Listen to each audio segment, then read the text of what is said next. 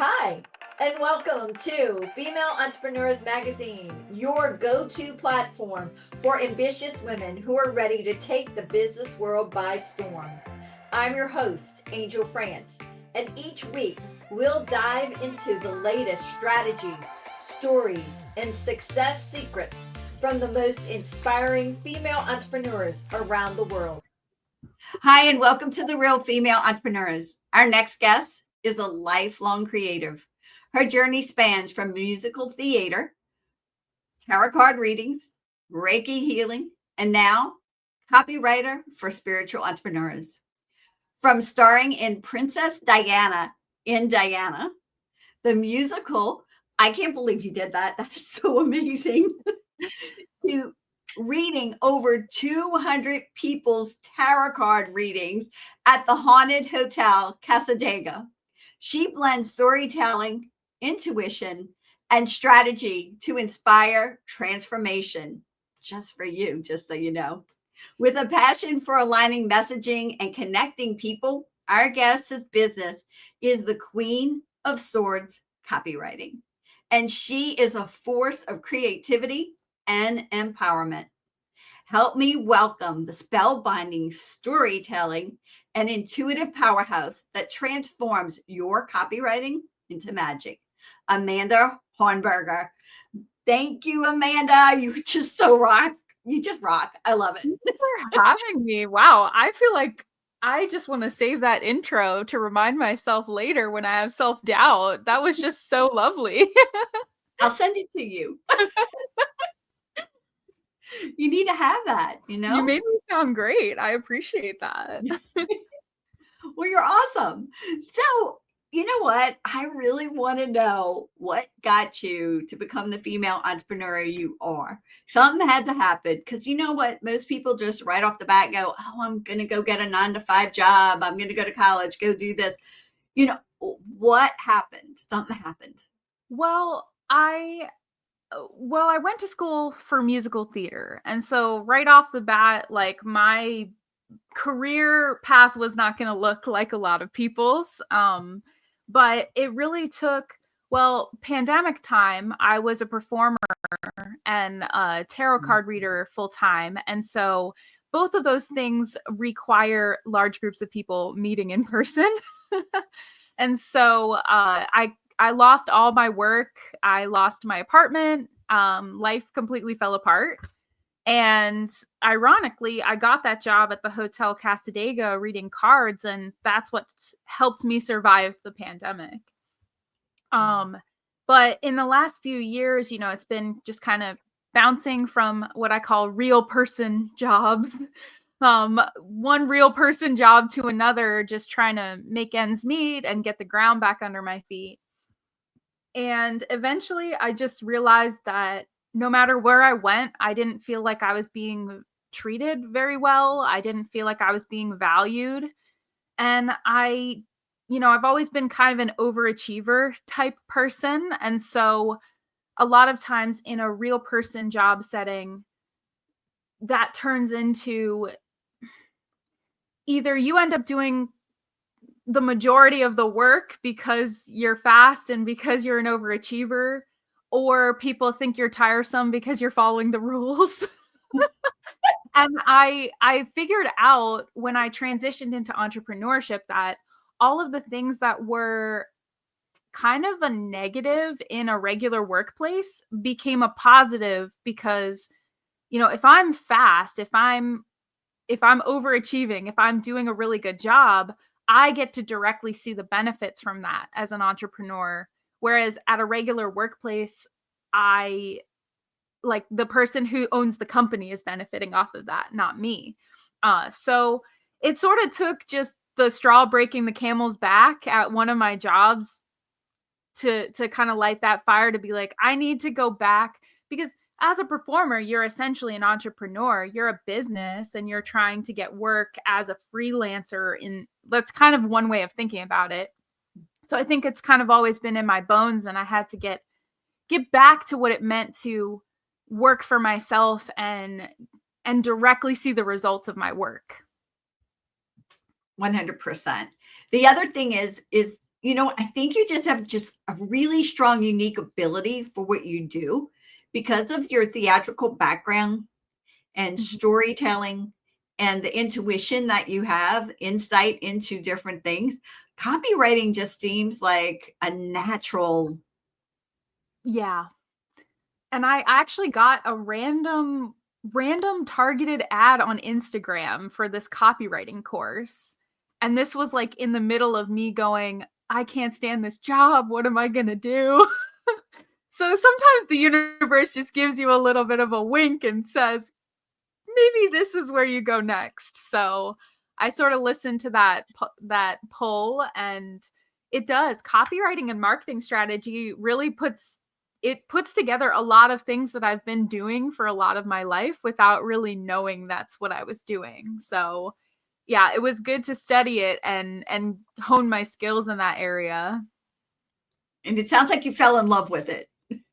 Oh yeah, I mean, I basically just get to be a cheerleader for other people's businesses. I get to see what's awesome about them and tell other people about it. That's at its core what copywriting is. So yeah, I enjoy that. OMG. I'm saying OMG for the simple reason that is what people need, especially female entrepreneurs. They need a cheerleader Yeah. because they don't like to bring their world out there and go, oh, I'm awesome. Mhm. But you do that. You make them awesome. Yeah. And that's like, it's sort of part of what I feel like doing tarot readings for people is that too. It's like trying to empower somebody to take charge of their own fate and to see themselves as valuable and to make decisions that are like in alignment with what their soul wants them to be. And oddly, that connects to copywriting, but it's more that it's your business that we're guiding with those words. It's, letting the people on the other side of that know what the energy you're putting out is. Yeah, it's kind of weird. The things that I've done all on the surface don't seem connected at all, but I've kind of brought these skills together in a very, I don't know. I'm quirky and weird, so what I do should be quirky and weird. And I don't think you're quirky or weird at all. What I think is you're bringing the gifts that you were given together. Mhm. Yeah. So they're just gifts that were given to you that are being connected to support and be the cheerleader for others. Yeah. And it's really fun because a lot of times I'm able to pinpoint things about someone's business that they didn't see it that way or they didn't see it as a strength, but it's like, no, someone from the outside is gonna latch on to this thing about you. Let's talk about it more. Let's let people know. And so it's really fun. I enjoy it. Talking about quirky and weird and letting the world know that you're a little quirky and weird actually helps because it brings those people who resonate with you to you. It draws them to you. Exactly. And that's what I'm telling people all the time with my business and with copywriting. Marketing, you don't actually want to reach everyone. You want to reach the people who are actually for the things that you're doing. And so letting your personality out and being authentic in those ways, that's how you get customers who are going to keep coming back. And I've employed this in my own business. I mean, even the name of my business is Queen of Swords Copywriting, because if somebody knows who the Queen of Swords is from the tarot, they're probably someone who would be great for me to work with. And so even that is sort of it's a beacon for my people to find me. My people, I like that Yeah. because we all need to find our people. Mm-hmm. And it's not everybody. Yeah, exactly. That's it. All right. So, how do you balance, because you're working from home, how do you balance the demands of a personal life with the life you have now? Well, I would say probably the biggest overarching answer of that is practicing boundaries. Um I'm a boundary queen or I'm trying to be. And that's boundaries with my business, that my business doesn't take over everything, that well enough is well enough, good enough is good enough. Like some days you have to just decide you've done your best and tomorrow's another day. But I think also practicing boundaries with my personal life in that, I work from home and I'm lucky in the new place I live. I have an office that I can close the door.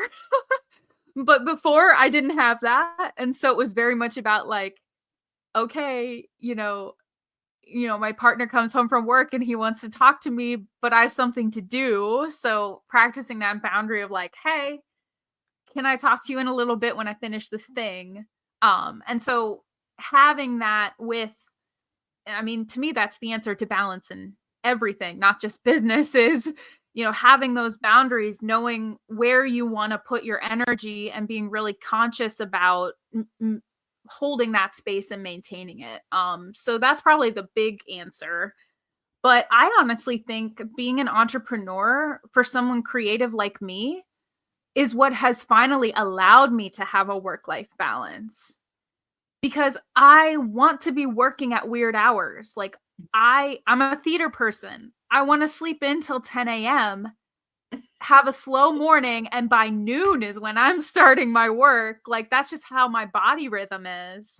And so being able to do that and honor my body, what my body wants, and honor if I'm feeling really stagnant, I can get out of the house and go do something for an hour and then come back and have a fresh mind for what I'm working on. So I think that's something that at a traditional job you don't get to do. And I think that's part of why I felt really stifled at a lot of other places, because I couldn't honor what my natural rhythms were asking of me. So yeah, I feel like part of the balance for me was deciding to be an entrepreneur.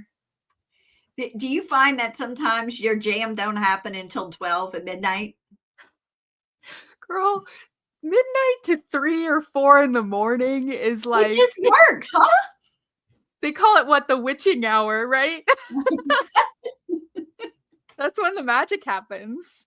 Yeah, my husband goes, "Are you going to go to bed?" I said, "Sometime." Yep. The whole early bird gets the worm thing is that I've never been a morning person. Nope. I'm married to somebody who was a milkman. Go figure that. Oh wow. He was in the milk industry. So yeah. So that's a morning person. Very morning. All right. What advice do you have for a woman who is just thinking about, hey, I'm going to start a business. I'm going to put myself out there. What advice do you have for them? I love this question. And the thing that came to mind for me right away is done is better than perfect. I think a lot of times we hold ourselves back because we think we need to have a perfect plan, everything perfectly in place. Everything needs to be aesthetically pleasing. Like I have to overthink this to death before I can take a single step. And I think, and this is something I talk to clients about too, that with marketing, you don't know what works until you try things and you have data. And so you can't have it be perfect before you try it. You have to, do a good job and take pride in your work. But sometimes you're actually ahead of the next person just because you're willing to put yourself out there and try it. And I feel like that's what theater taught me, right? Like I've done how many hundreds of auditions and I've gotten how many hundreds of no's. And so I'm somebody who doesn't really, I don't have the same fear that a lot of people have about just like, well, I'm just going to put it out there and see what the response is, So I feel like that's the main thing is when you're trying to be an entrepreneur, you have to be willing to take imperfect action because the action part is sometimes more important than the perfection of it. Yeah, I think that would be my biggest piece of advice is Done So, is better than perfect. so when you're done better than perfect, so let's take a step back on what you just said. So you said, and I'm just going through this on experience, that putting stuff out there, let's see if any traction takes, Mm-hmm. and then perfect it. Yeah, exactly. Because, I mean, I have worked hours and hours and time with blah. I can't even like get it out of my mouth because it was so long, getting things done, and it just didn't take off. Mm-hmm. But I wanted it perfect. Yeah. Yeah. And I think what I've seen over the years, like in theater, for example, is people always get mad at, like, they'll see someone on stage and they'll be like, well, that person isn't the most talented person in the world. Why are they standing up there? I know I can name 3 other people who could do that better than them, right? Mm-hmm. But are those 3 people showing up to as many auditions as that person? Are those people making connections with the people at the theaters who are going to make those decisions? Like, sometimes being perfect at the craft of the thing, while it's very important to hone your craft, don't get me wrong, like, you want to make sure that you're good at whatever it is you're trying to do. But in my experience, that's not most entrepreneurs' problem. Like, you're doing the thing you're doing because you love what you do and you're interested in it and you want to be really good at it and do it at a high level. That's not your problem. I think a lot of the times is that imposter syndrome of thinking, until I reach some milestone, that's when I'll put it out there. Or once I'm good enough, but you'll never feel ready and you'll never feel good enough. So at some point you just have to decide that it's going out into the world, and from there you can always make adjustments. All right, I'm going to go back again. The numbers game. Yep. The numbers game. I am a number freak, and I believe the numbers are the numbers, and there's no getting around it. Mm-hmm. It's 10%. When you get good, it's 10%. I have been the queen of getting 100 straight no's. All right, in business. Really, I have gotten 100 straight no's. I have a certificate for it and everything. And I can tell you now, those 100 no's is what has me here right now. Mm-hmm. And all the other no's in between. Yeah. Diana happened because someone from college remembered my work ethic. He actually told me, I hadn't talked to him in 10 years, and he messaged me out of the blue to audition for this show.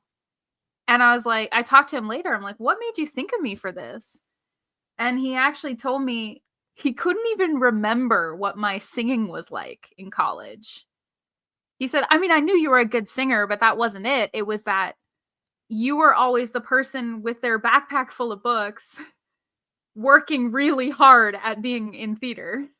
And that's the type of person we wanted to play our lead, is somebody who would work really hard and really care about what they were doing.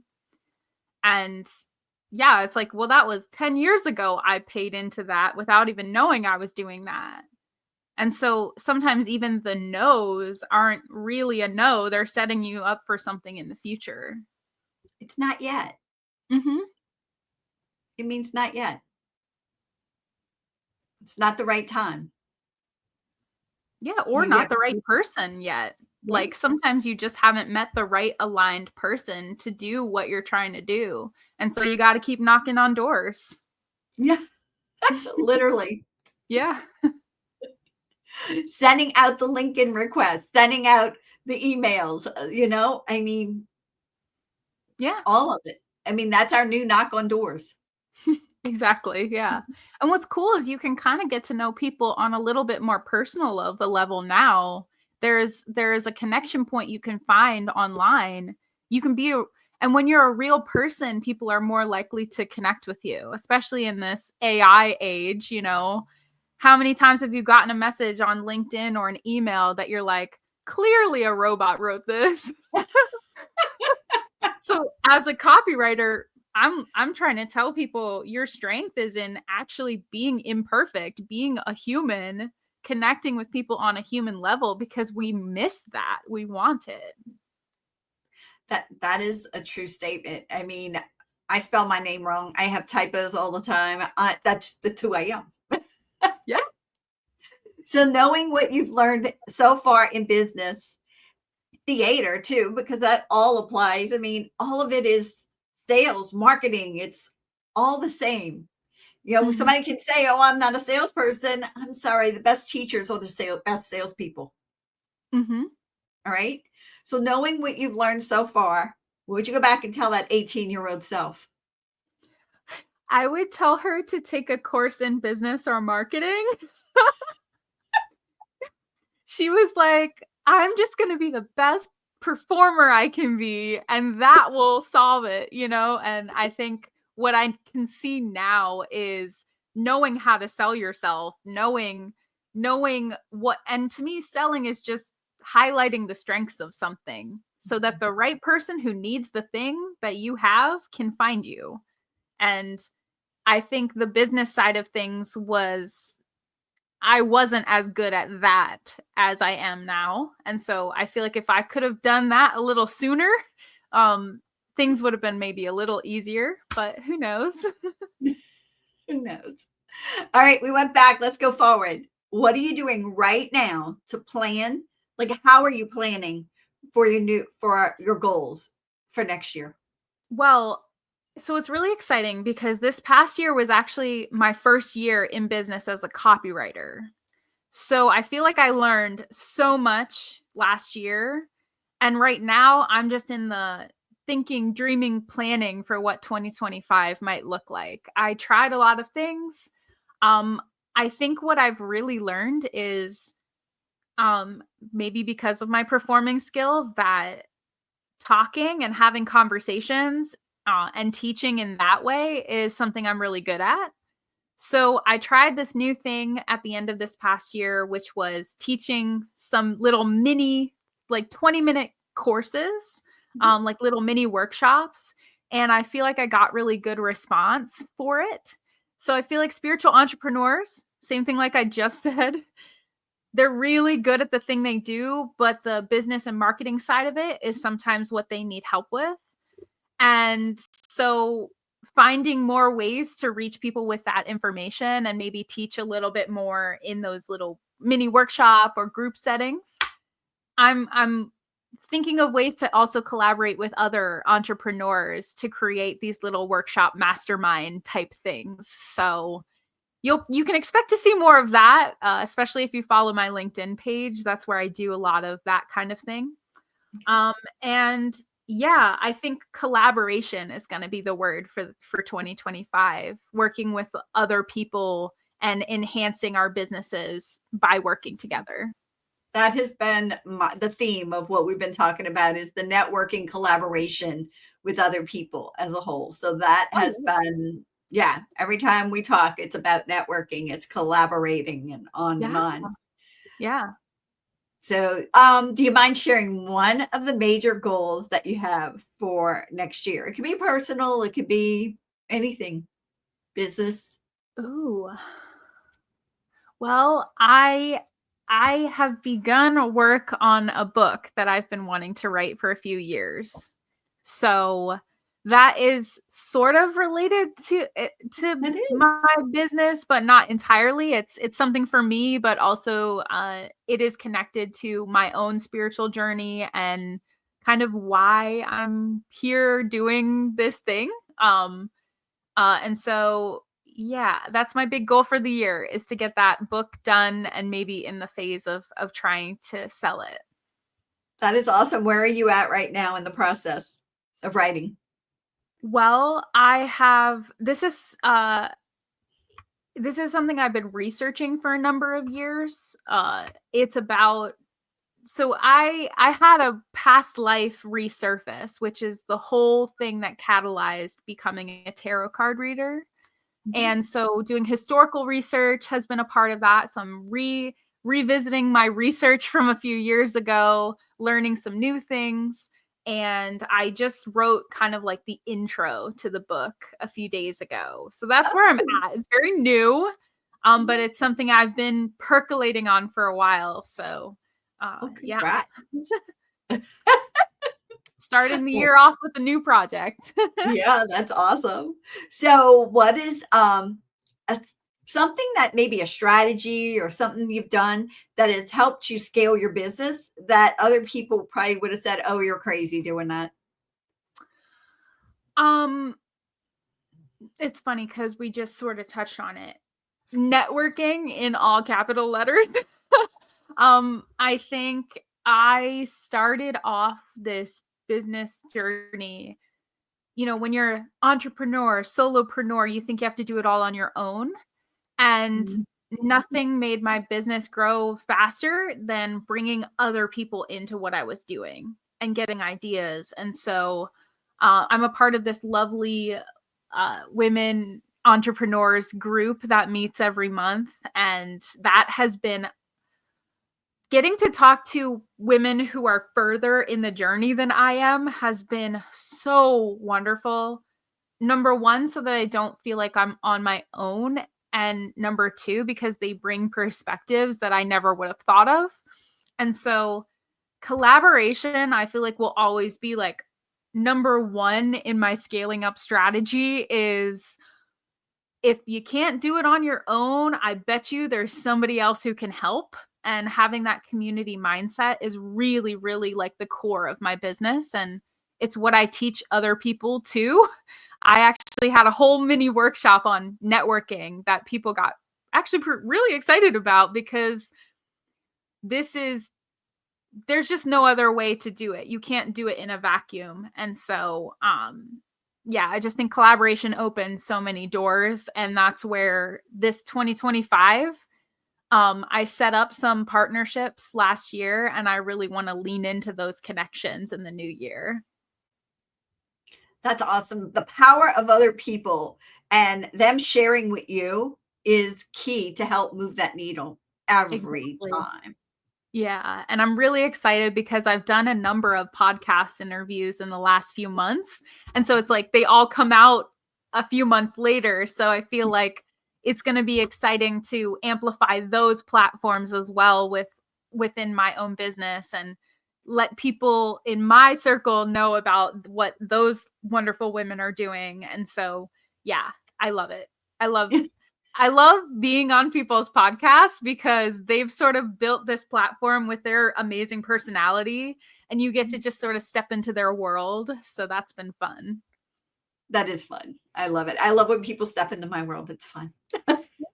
If you had a superpower for just 24 hours, what would it be? Teleportation.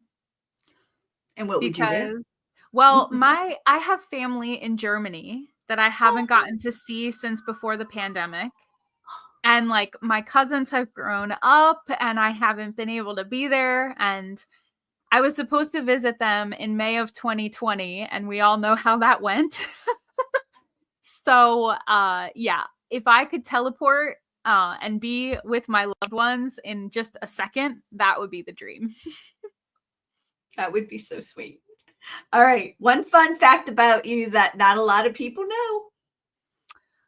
Well, I was going to have my fun fact be that I was Princess Diana in Diana the Musical, but we've spent this whole time talking about it. So I guess I have to come up with a new one. A fun fact. I'm such an open book. It's hard to think of something people don't know. Well, I guess some people don't know that I'm a huge Elvis fan, and I actually sang backup for a world famous Elvis tribute artist. So that's fun. I'm a little bit Elvis famous. Like if I go to Graceland during Elvis week, sometimes people recognize me, which is funny. Oh my God, they're big time Elvis. So you were a backup singer for the Elvis tribute guy. Oh my God. Yeah. So that's my random. I guess that's pretty random, but it was great. The closest I'll ever get to singing with Elvis in real life. That is cool. All right. Your favorite book? My Man, you're coming at me with these questions. Okay. Well, the one that I had prepared to talk about was there's this book called Dark Night of the Soul by Thomas More. Okay. And as far as something that's had the most impact on me, I feel like a friend told me about that book when I was sort of in lowest low existential crisis. You know, is life gonna ever get better? And what I love about that book is instead of trying to bypass into the positive, like, let's find the lesson in this terrible thing you're going through, that book is really about helping you accept that your life is never going to be the same. It's going to be different from now on. And maybe you're never going to get back to how you used to feel. Maybe there's no goal of where you need to be other than here. And maybe there's something that this dark part is teaching you. Maybe you're growing in depth in ways that you never could without this. And I feel like that book has permeated just the way I see life, because I stopped trying to get past the thing or over the thing and just decided to integrate it and say, well, this is now just part of my being, and maybe it can inform how I interact with the world. So excellent book. And that's sort of the more serious answer. Yeah. What about a favorite song? You're asking a musician this. No.